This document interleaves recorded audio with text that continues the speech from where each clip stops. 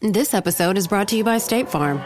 From your morning podcast to your afternoon playlist, State Farm knows you personalize your entire day, and that's why State Farm helps you personalize your insurance with the State Farm Personal Price Plan. It offers coverage options that help protect what you care about most at an affordable price just for you. Like a good neighbor, State Farm is there. Prices vary by state. Options selected by customer. Availability and eligibility may vary.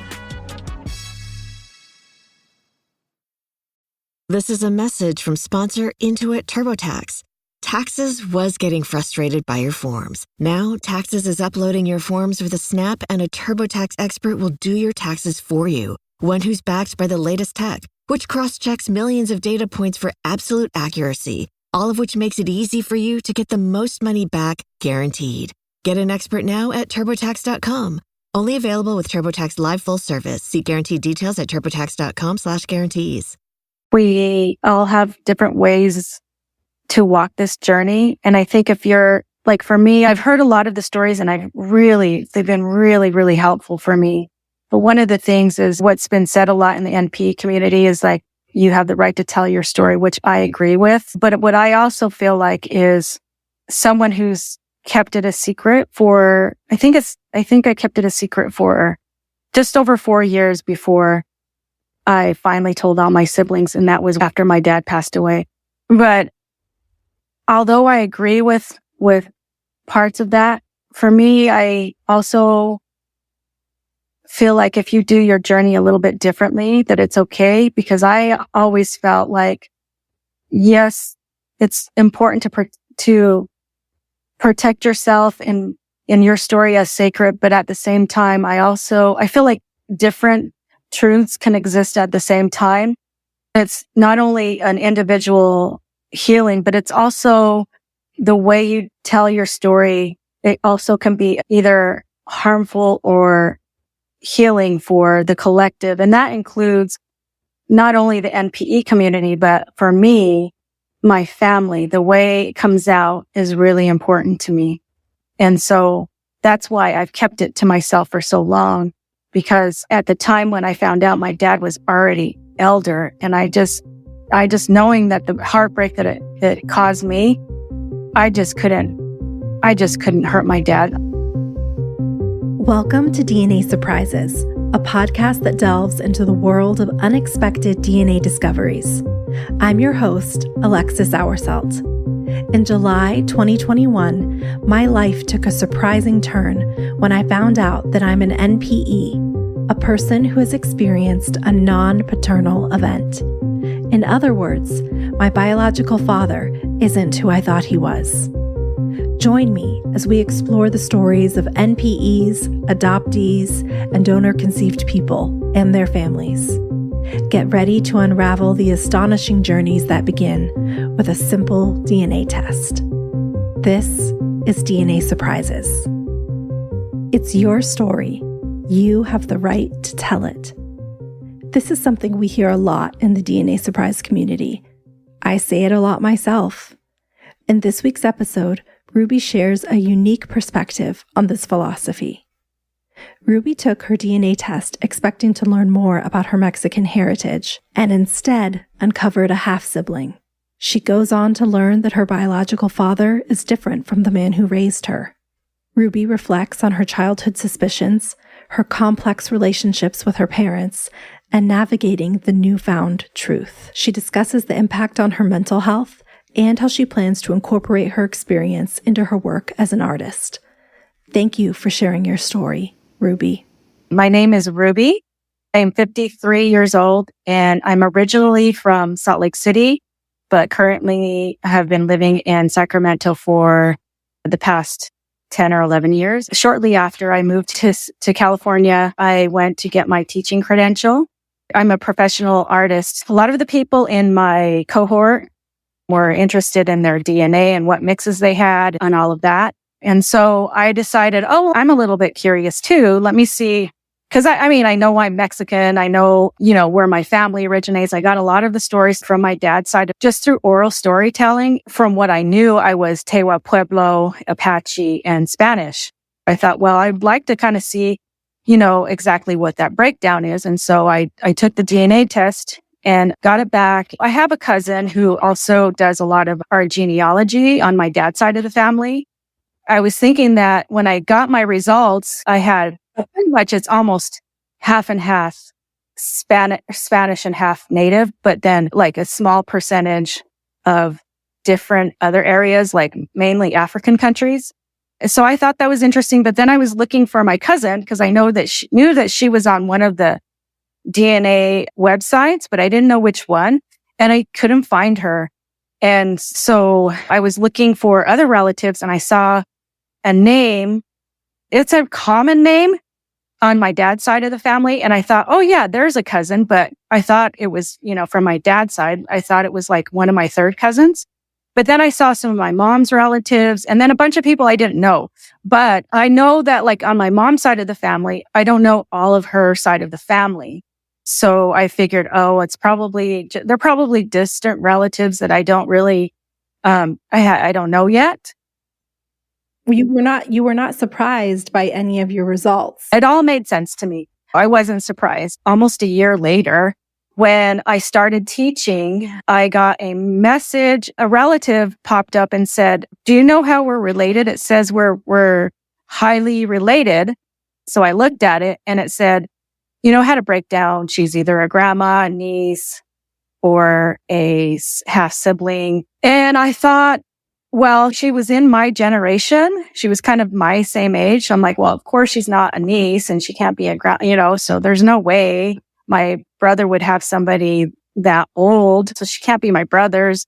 So, and I remember thinking, well, I know my dad used to have all kinds of affairs on my mom when we were little. So I thought, oh, it's probably one of my dad's, probably a daughter of my dad, and she doesn't know it. And so I called up my mom and I called up my dad and I said that I got a match was from someone that could be my half sister. Do you know, did dad get anyone pregnant? And she's like, well, there was someone who got pregnant by your dad, but she had a miscarriage. My dad couldn't figure out how either. How did you feel when you thought that maybe your father had another child outside of the relationship? I wasn't really surprised because there were a lot of affairs. And actually it was a little bit kind of excited. Maybe we have another sibling out there. And so I called my sister up and I was telling her all about it. And then while I was talking to her, I got another message and the sibling said, well, I talked to my dad and my dad said he was in Utah from 69 to 71. And I was born in 71. So my heart just sank. More rewards, more savings. With American Express Business Gold, earn up to $395 back in annual statement credits on eligible purchases at select shipping, food delivery, and retail subscription merchants. Enjoy the benefits of membership with the Amex Business Gold Card. Terms apply. Learn more at americanexpress.com/business-gold. Amex Business Gold Card. Built for business by American Express. Hey, what's up, guys? I'm Fred Warner, linebacker for the San Francisco 49ers. Abercrombie has the new suits you need, plus all the collared shirts to go with them. The Abercrombie & Fitch Collins suit is the only suit you'll ever need for any occasion. Available in slim, classic, and athletic. Pair with a collared classic. Go with a soft, easy-to-wear sweater polo or a comfortable long-sleeve shirt. With so many different fits and fabrics, you can make a look that's completely your own. Add the Abercrombie & Fitch Collins suit and new collared shirts to every occasion this season. Shop online or in store. And I told my sister, oh my God. And I told her what she said. And she's like, well, maybe there's a glitch. Maybe it's a mistake. And I was thinking, yeah, I think maybe you're right. But let me call you back. I'm going to call mom and see because I think it's probably a mistake. And so I called my mom. I said, well, this person said that her dad was in Utah from 69 to 71. Are you sure? You didn't have an affair on dad, or are you sure? And she said, oh, no, he was always stepping out on me. I was always home pregnant, and because my mom had 6 kids back to back. And I'm like, but why did she say that? Mom, are you sure? Please just tell me. finally she's just like, well, there was this one time, you know how your dad's always cheating on me. We separated and I met this guy from Mexico and my mom wanted me to marry him and he was really smart. That's probably why you're so smart. And he was a really nice guy. But then I ended up just getting back with your dad. And she's like, I'd always just get pregnant right away. So I just figured you were your dad's. And so I just like fell apart. And I didn't really want to say anything to anyone because I had a lot of things that I worked through with my dad because as I was growing up, I always used to ask if I was adopted. Like, why am I treated so differently? Am I adopted? And my mom would say, of course not. You're not adopted. Don't be silly. But then at the same time, my mom would always tease me and say, your dad's actually from Mexico. And then I would start crying and then everybody would tease me and then she'd like, no, just kidding, just kidding. So your mom did hint at it or did think that maybe it was a possibility. She did. And then she used to, when I was a child, that my grandma, her mom, used to hold me and say, oh, pobrecita, mijita. Like my poor little dog, my poor little baby, why would she say that? I didn't really think about it. But then when I found out I had this different biological dad, it kind of clicked. Like, oh, my grandma knew. My grandma must have known that she got pregnant by this other guy. You said that growing up, you speculated that you were adopted.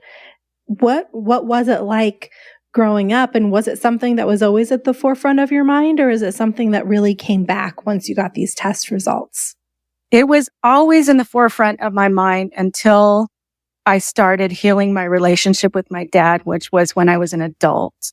Because my dad left us when we were just children. And because, I mean, it was very tumultuous relationship between my mom and dad. I know there's a lot of intergenerational trauma and there was a lot of intergenerational poverty. So that comes with that comes a lot of chaos, a lot of things that like unhealed people, like my dad and my mom, they didn't have the luxury of therapy. And he wasn't a very affectionate person in general. You know, he could barely say I love you or hug you.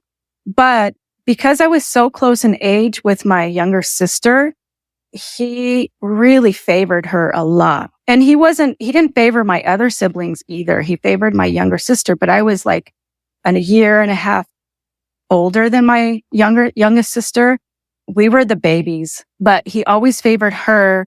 So I always thought that he just didn't love me and maybe I just wasn't his daughter. Yeah. So you got your results and I was going to ask, did you tell your dad after you talked to your mom? No, I didn't. And he actually recently passed away in February. And that's why I wanted to tell my story because I kept it a secret for a long time to protect him and protect my mom too, but mainly to protect my dad and also kind of to protect myself as well, because I just, after doing all that, questioning whether he was my actual biological dad, I was a little bit afraid that he would not accept me as his daughter because I always felt that way, you know, but I don't feel like he would have done that. When I told my mom and she admitted it, she also at the same time said, you know, don't tell anybody. People are going to think I'm a whore. And I know my mom had told the story all our lives that, well, at least you're all from the same man. And because my grandma had children from different men because she had different marriages. And my mom took pride in having us all from the same man. But I think that's probably why she kept this a secret. And also she's from a very different generation. She's 84 now. So, you know, she's from a very different generation. I don't feel angry about her for keeping that secret. And in fact, I think if she would have told me sooner, it would have been way too much for me. And so I think timing, the way it's happened for me, I feel like it happened for a reason. So you talk to your mom, you get this clarification from her, and you finally get the truth, and she asks you to not tell anyone. Do you tell anyone aside from your mother? Because I know you didn't tell your father.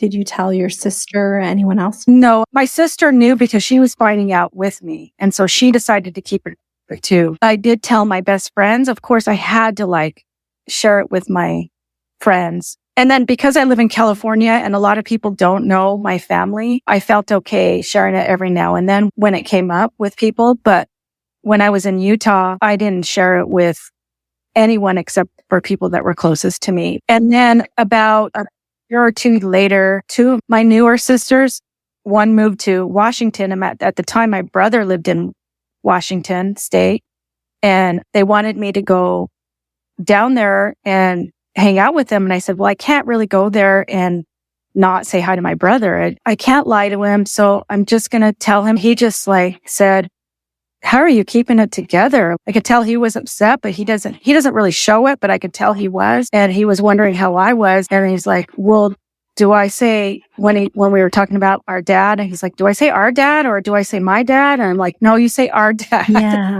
Yeah. He's still my dad. Well, that's awesome that he was supportive. I wanted to ask you, once you got clarification from your sister, and you mentioned you have two sisters now on your biological father's side, did you go back to her and say, I got the truth from my mom? What happened next on that side? After she just started telling me stuff about him, apparently he also was somebody that had affairs too on their mom.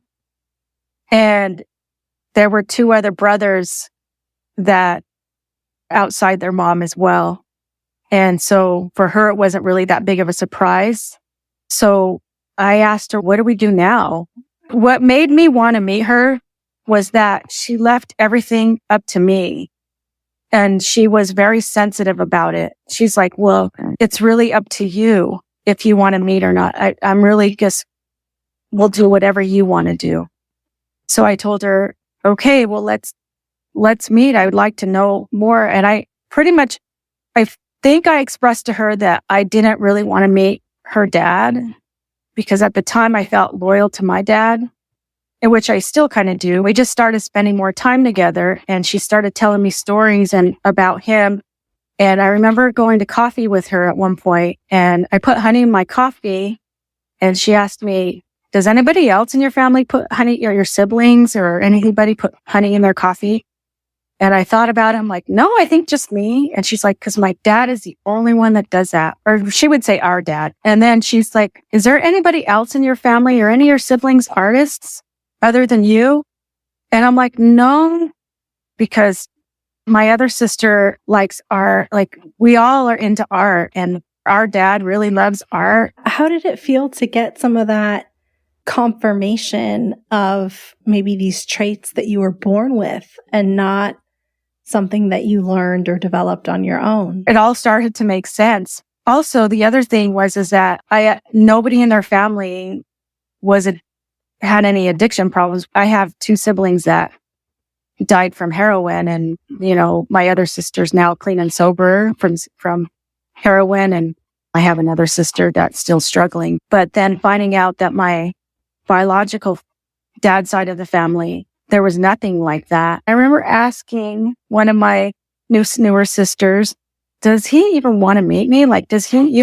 You don't mention whether he wants to meet me or not. Does he even care? I mean, because you don't say anything about it. And she said, well, we're just waiting for you to be comfortable, because he really does. But we told him to not reach out to you until you were ready. So I ended up meeting him first on Zoom, and then I met him in person. And then since then I've met him, but he lives in Mexico too. He's very, very different from the father I grew up around, in the sense that he's very nurturing. He wanted to hug me. He wanted to talk with me, but there is a language barrier, because my father's generation, they punished for speaking Spanish. So insisted to my mom that they speak to us only in English. But with my biological dad, I can speak some Spanish, but I'm not 100% fluent. So it was very difficult to ask him questions. And I know one time he tried to call me, but we could barely have a conversation. But one of the things that I did find out is that he grew up really poor and that he pulled himself out of it and that he ended up with his own business and they had their own house and they even had cleaners. I used to go help my mom clean people's houses. I probably would have been their maid, when I was in high school. And every time he would get jobs when he was young, they would want to make him a manager. Well, the same thing was with me. I pulled myself out of a lot of things too. And when I was in high school, they always wanted to make me manager. He used to ride his bike everywhere. He loved riding and he was very active and he liked to explore and see things. And I'm a cyclist and I used to ride my bike exclusively for 10 years. I rode my bike exclusively everywhere. And none of my family that I grew up around is anything like this. I'm the only one with a passport in my family that I grew up around. I'm the only one that travels. And then I was always just growing up because I did all these things outside the norm from my family.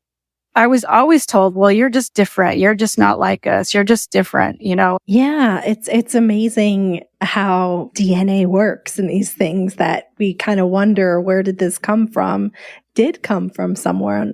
So you're navigating all of this while also keeping it a secret. How did it feel to be learning all of these new things about yourself and connecting with your family while not disclosing to your father and some of your other family members?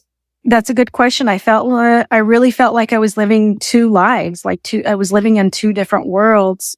And I really wanted them to come together because my family that I grew up with, I'm super close with, but couldn't have lived such a different experience than the family that I just discovered. I eventually did introduce my sister with one of my new sisters.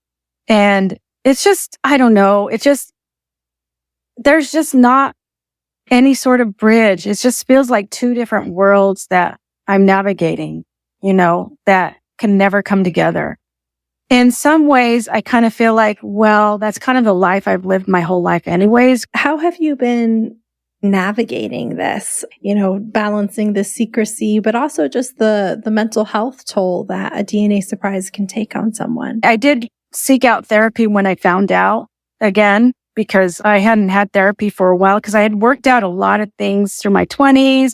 And all I had to really navigate were my own issues. And so for me, it was super hard.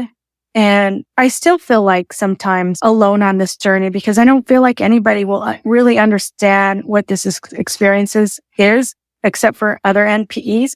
But I at least have my son's grown up, at least have the luxury to be able to get therapy and not have to worry about taking care of children. And I'm a high school teacher, but I can leave them behind. Sure. After work. What is next for you on your journey? I'd like to bring this into my work. What usually happens through my work is it takes me a few years to really grieve and process and then create about it. That's what it does. And since my dad just recently passed away and I was able to be free of the secret, so to speak, I feel like it's time for me to start creating about it because I didn't feel like I could without keeping it, a secret. And to be honest, I feel like art has been my saving grace through my whole life. It helped me through childhood. It helped me through young adulthood. And I think it's going to help me again through this whole thing. That's amazing. How is your relationship with your mom now? My mom's my mom. It's good. We had some hard times through the process, but we've come to terms. And I actually made her, after my dad passed away, I had found out that she had told a few people and it was coming out. And I started to feel Like, I do not want this to come out like gossip. It's just not like, no, I'm already feeling pain from losing my father.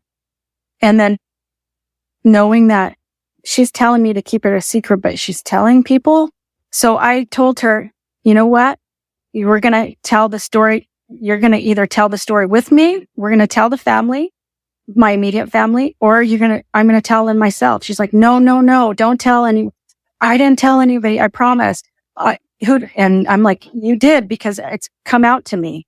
And so I made her make a choice. You can tell it with me, or I'm going to tell people myself.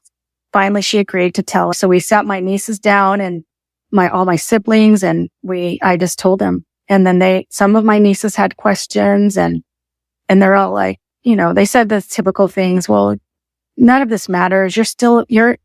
We love you anyways. You're still our aunt, or you're still my sister. It doesn't matter, Yeah. But other than that, it's been fine. I did tell one cousin.